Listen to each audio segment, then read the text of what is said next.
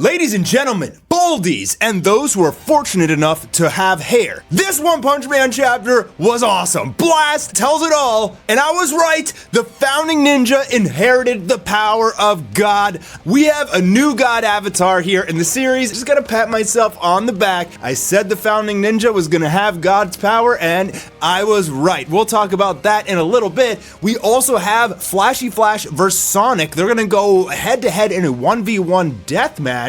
And Blast just teleports away with Saitama using the black hole ability. So, oh my gosh, a lot to talk about in this chapter. I'm super pumped because the manga's been a little bit slow, but this is extremely exciting. Not only do we get Blast, obviously Blast is the best, but we got a new God avatar and we're gonna learn more about God, and we actually did in this chapter. We learned about his dimension. That's coming up right after this. Do you guys get tons of spam calls on your phone and spam text messages? Well, there's a reason for that. It's usually a data breach or some company has sold your data, but there is a way to get rid of it with our sponsor, Incogni. So you have the right to ask these data collecting companies to delete your information. The bad news is it would take you years to do it yourself. But that's where Incogni comes in because they do the messy work for you. They'll protect your privacy by reaching out to these data brokers on your behalf and getting all your personal information deleted from the internet. This usually comprises of things like your name, email, home address, phone number, gender, education, IP information. Most importantly, your social security number. You definitely want that scrubbed off the internet. I've been using Incogni for about a year now, and I noticed a dramatic decrease in the amount of spam calls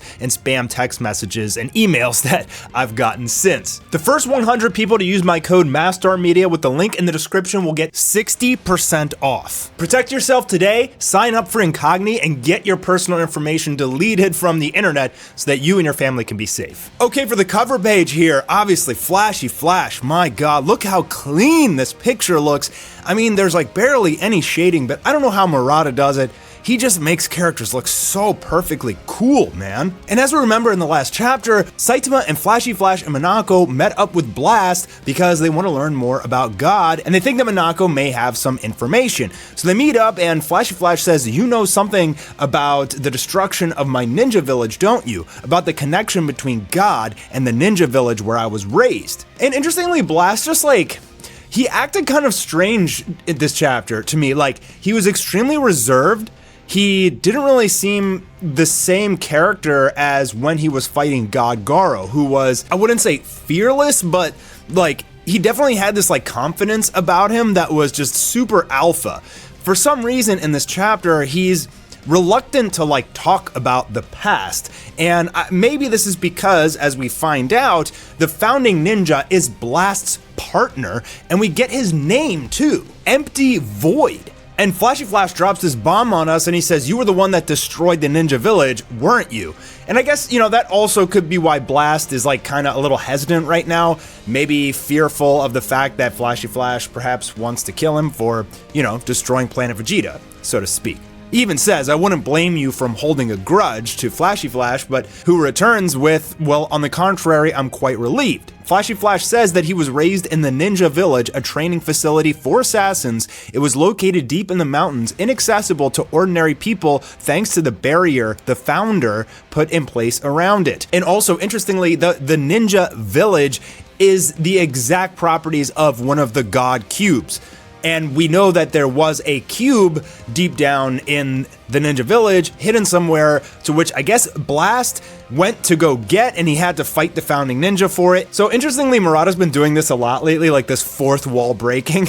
And Flashy Flash says that during the 3 panels that you guys were looking for Monako, I went back to check on things. Basically telling us that while we were getting Saitama and King looking for Minato, there was Flashy Flash was doing some off-screen things. But I just like how he says panels, because that's a manga specific term. So he's really just talking to the reader at this point, not Saitama and Blast. And we get this awesome single page here, which gives us a close-up of the Ninja Village. And you could see these giant craters in it and everything as Flashy Flash stares in amazement. Now, those craters were obviously done by black holes, but they definitely look like Saitama's punches. But that's why Flashy Flash pretty much knew that it was Blast after he saw the damage on the ninja village. And Flashy Flash also tells us that, he and Sonic, remember when they were kids, they saw the God Cube down there, to which Flashy Flash is telling Blast, like, yo, did you recover that cube? And again, Blast is just like not saying anything. Like, he's just very reserved in this chapter, which is peculiar because like he was very open about the cubes and God and all that stuff before. And that's when we also get our first look at the founding ninja, who is in a recovery pod. And he doesn't look human, to which Flashy Flash says it's safe to assume he was given powers by God. And Blast finally tells us that he was his partner and they used to hunt cubes together. Now, we got a glimpse of this guy previously, but he has gone through a drastic change. And we're gonna get to see what he looks like before he monsterified, which is also super cool. Here, Empty Void. I mean, he just looks like insane, dude, like crazy armor. He just looks very, very, very powerful. So after he monsterified, he forbade anyone from using his name and it supposedly went by that man. I think that's a joke, among many others. He's the only person with the ability to open the gate of the celestial rock cave that connects to the dimension where God hides. That's why I've been searching so hard for a way to make him human again.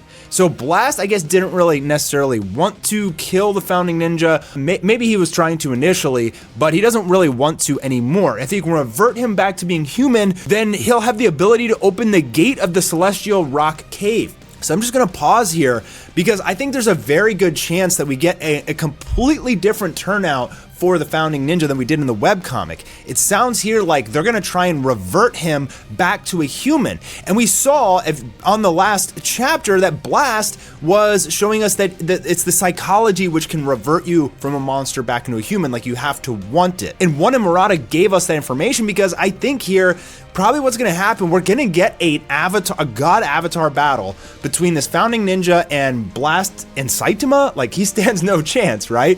But hopefully it'll be kind of cool. But I guess they want to capture him and revert him back into a human so they can have access to God.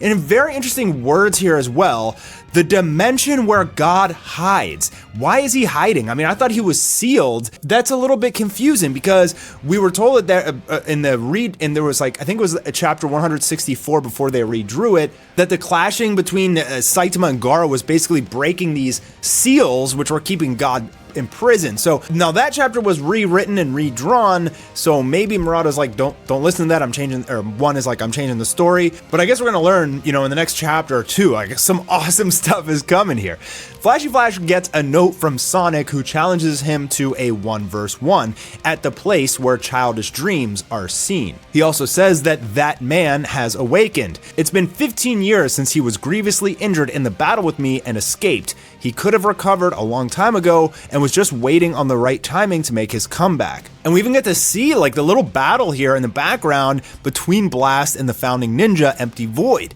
And you can see like he's covered in blood, he's trying to run away, like he looks really messed up, and Blast is using Gravity Knuckle to just pretty much annihilate this guy. Now Flashy Flash says, it seems like you couldn't deliver the final blow, what a softie, but like, that's confusing. It's like, is Blast weak? Like, because he couldn't beat Garo, maybe he could have if he went all out, but it probably would have destroyed the Earth. And he didn't kill this guy, but I mean, it was his partner, maybe Blast thought he'd be useful later on. I'm not exactly sure. Like, Blast didn't say, I let him go. He just said he escaped. I guess ninjas are pretty good at escaping, but. And Flashy Flash thinks that Sonic is under that man's control, founding ninja. He's thinking that he was probably forced to write this duel note to lure him out so that when Flashy Flash goes there, founding ninja will come in and try and kill Flashy Flash. And interestingly, Flashy Flash is like, yo, Blast, this is the perfect time to redeem yourself. And Blast just straight up agrees. So Flashy Flash is like, there's something I need to take care of before this. So he's gonna go meet Sonic. But Blast just straight up takes Saitama and Minako into a black hole, and they're going to fight the God Avatar founding ninja.